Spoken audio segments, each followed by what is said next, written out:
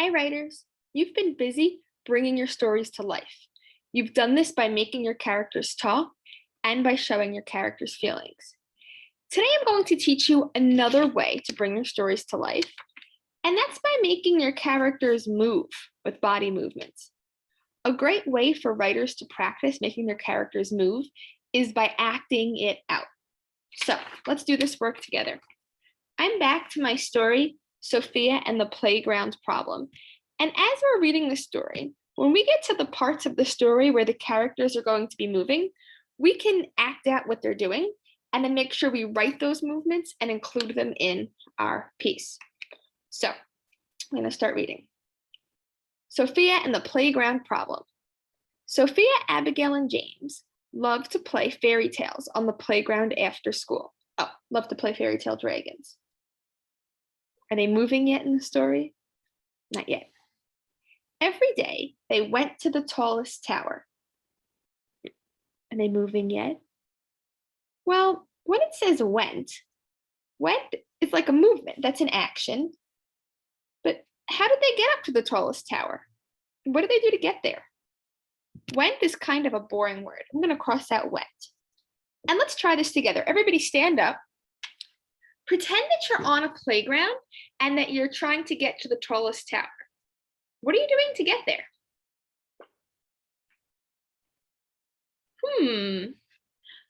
I'm seeing some kids making climbing movements. Maybe instead of saying went, I should say they climbed to the tallest tower. That sounds more interesting. They climbed to the tallest tower. I'll be the dragon, said Abigail. Wait for me, shouted Betty. So I made my characters move here by saying they climbed to the tallest tower instead of went. Let's keep reading. Sophia, James, and Abigail began the game. I'm going to stop here and think, what game? Well, I know they're playing the Fairy Tale Dragons game, but what does that look like? I bet I can describe what that game looks like. That sounds like a movement people do with their bodies. Okay, everybody, stand up again. What would it look like if you were playing a Fairy Tale Dragons game? Show me, what would it look like? Maybe you're moving your arms big like a dragon. You spread your arms out to fly. Or maybe you were trying to breathe out some fire. Maybe you were running around. I want to add some movement in my piece of what the people were doing with their bodies when they were playing the game. And I'm going to do this using a revising strip. I took some white paper and I drew some lines on it. I can revise on this and then tape or staple it into my book. So I'm going to think, they began the game. What were they doing with their bodies? I'm going to say that, you see that? James the dragon spread his arms wide. Spread his arms wide. And he tried to blow out fire with his mouth. And tried blowing